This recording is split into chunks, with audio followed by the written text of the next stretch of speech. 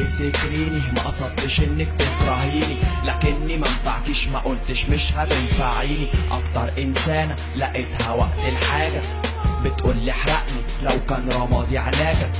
كان كل حلمك اعملك اغنية بتحمل اسمك، لكني اغلى سطر كتبته بخس من ضفر رجلك. ابعدي هتتعودي على بعدي، لكن ثقي ان انتي اشرف فصل على الاطلاق في فصول قصتي. ده انا بعدك حتى معرفتش الاقي واحدة ملجأ الجأ اليه، حضنك قبلت قلة حيلتي الثابتة.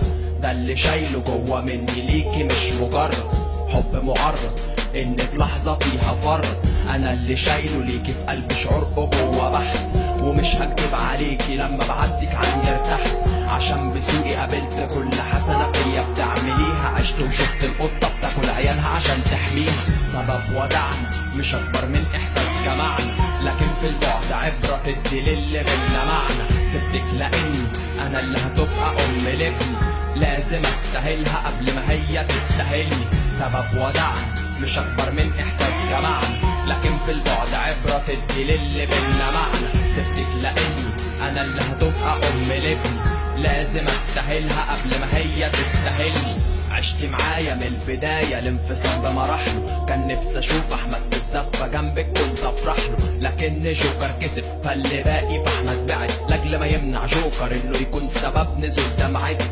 والمشكلة ان انا وصلت لحد هنا بمساعدة منكم انتوا بعد مساعدة من ربنا، لكن وصولي زائد تسقيف جمهوري اكدولي ان جوكر قادر يرد للزمن قلم التهوني. قلت هكون احمد معاكوا جوكر معاهم، حصل نسبة خطأ خرج جوكر من ساعتها عن السيطرة.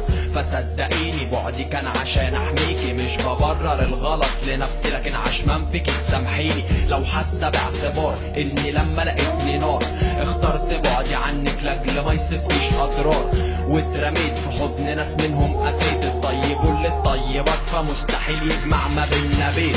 سبب ودعنا مش اكبر من احساس جمعنا، لكن في البعد عبرة تدي للي بينا معنى. سبتك لاني انا اللي هتبقى ام لابني، لازم استاهلها قبل ما هي تستاهلني.